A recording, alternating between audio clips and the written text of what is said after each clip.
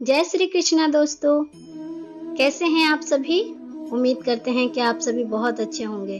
अगर तुम अपना कल्याण करना चाहते हो तो सभी तरह के उपदेशों धर्मों को छोड़कर मेरी शरण में आ जाओ। मैं तुम्हें मुक्ति प्रदान करूंगा।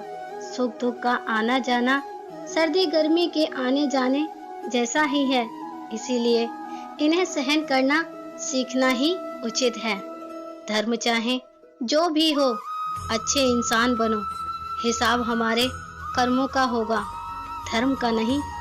तुम्हारा मोह ग्रस्त होकर अपने कर्तव्य पथ से हट जाना मूर्खता है, क्योंकि इससे ना तो तुम्हें स्वर्ग की प्राप्ति होगी और ना ही तुम्हारी कीर्ति बढ़ेगी।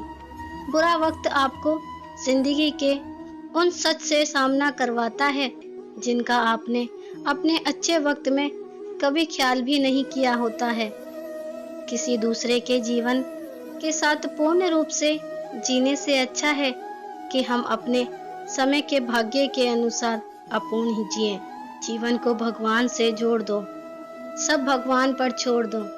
शांत रहना सही है, पर जब गलत हो तब नहीं। खुशियां मन की एक स्थिति है, बाहरी दुनिया से इसका कोई लेना देना नहीं है। जीवन ना कल में है ना आज में है, जीवन इस पल में है। इस पल का अनुभव ही जीवन है। हम दुनिया से कभी शांति नहीं पा सकते जब तक हम खुद को अंदर से शांत ना कर लें। मनुष्य को मोह माया में पढ़कर अपने कर्तव्यों को नहीं भूलना चाहिए। मनुष्य की इच्छाएं अनंत हैं। यदि इच्छाएं पूरी ना हो तो क्रोध बढ़ता है और इच्छाएं पूरी होती हैं तो लोभ बढ़ता है। इसीलिए जीवन की हर स्थिति में धैर्य बनाए रखें तथा इच्छाएं सीमित रखें। अगर तुम मनुष्य अपना कल्याण चाहते हो तो सभी उपदेशों धर्मों को छोड़कर मेरी शरण में आ जाओ। मैं कृष्ण तुम्हें मुक्ति प्रदान करूंगा। कर्मयोगी अपने मन और बुद्धि की शुद्धि के लिए ही अपने शरीर मन बुद्धि और इंद्रियों के साथ आसक्ति रहित होकर कर्म करते हैं। हे अर्जुन, मैं सर्वज्ञ हूँ। मैं इस सृष्टि का रचनाकार हूँ। मैं भूत वर्तमान और भविष्य के सभी प्राणियों को तथा उनके विचारों को जानता हूँ, किंतु वास्तविकता में कोई भी मुझे नहीं जानता है ना ही समझता है। लोग कहते हैं अपनों के आगे झुक जाना चाहिए, किंतु सच बात तो यह है जो अपने होते हैं वह कभी झुकने नहीं देते। परिवर्तन ही इस संसार का नियम है। ये प्रकृति है जो सभी गतियों का कारण बनती है। अहंकार से मोहित मूर्ख उस धारणा को धारण करता है जो कहती है मैंने किया।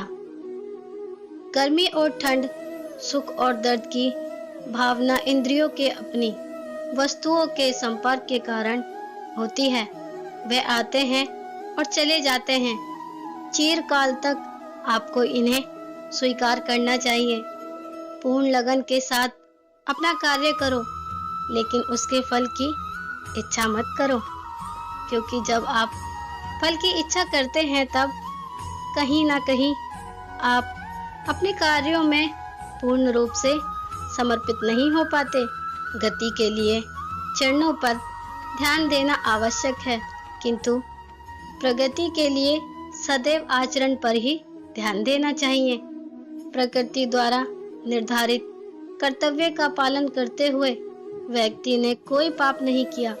जिसका मन उसके वश में नहीं है, उसके लिए उसका मन शत्रु के समान है। वो मूर्ख है जो प्रेम को बकवास कहते हैं। प्रेम इस दुनिया की जड़ है जिससे दुनिया बनी है। अपनी इच्छा की शक्ति से अपने आप को नया आकार दें। अपने आप को कभी भी स्व इच्छा से नीचा ना होने दें। बुद्धिमान अपनी चेतना को एकाग्रित करते हैं और कर्म के फल के प्रति आसक्ति को त्याग देते हैं। मनुष्य अपने विश्वास से निर्मित होता है। जैसा वो विश्वास करता है वैसा वो बन जाता है। मन चंचल होता है, यह इधर उधर भागता है और किसी भी कार्य की एकाग्रता का दुश्मन है। लेकिन यदि यह व्यक्ति के वश में हो जाए तो इससे अच्छा कोई मित्र नहीं है। मन को एकाग्र करना जरूरी है, बस थोड़े से प्रयास और अभ्यास की जरूरत है। मेरे लिए ना कोई घृणित है और ना ही कोई प्रिय, ना कोई निर्धन है और ना ही कोई धनी। बस जो भक्ति भाव के साथ मुझे याद करते हैं मैं उसका हूँ और वो मेरे हैं। श्री कृष्ण उन्हीं के हैं जो श्री कृष्ण के हैं। भगवान तो बस प्रेम भक्ति और भाव के भूखे हैं। जो भी उनकी भक्ति में लीन होता है, जो भी प्रेम से उन्हें याद करता है, वो सदैव उसका कल्याण करते हैं। मैं हमेशा तुम्हारे साथ हूँ और तुम्हारे आसपास रहता हूँ, चाहे तुम कुछ भी कर रहे हो। जब भी आप कोई बुरा कार्य करते हो या अच्छा कार्य करते हो, आपको लगता है कि कोई नहीं देख रहा। यहाँ श्री कृष्ण कहते हैं कि तुम जो कुछ भी कर रहे हो, मेरी दृष्टि सदैव तुम पर है।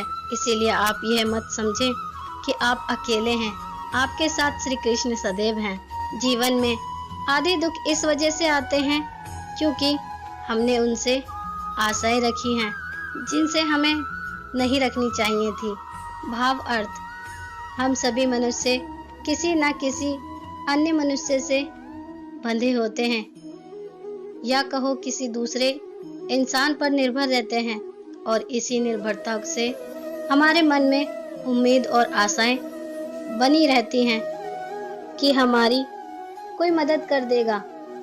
परंतु कई बार हम गलत इंसान से आशाएं या फिर उपेक्षा रख लेते हैं, जिसके वजह से हमें कई दुखों और तकलीफों का सामना करना पड़ता है। हमें ऐसे समय में धैर्य से काम लेना चाहिए। जीवन में समय चाहे जैसा भी हो, परिवार के साथ रहो, सुख तो बढ़ता है और दुख बट जाता है।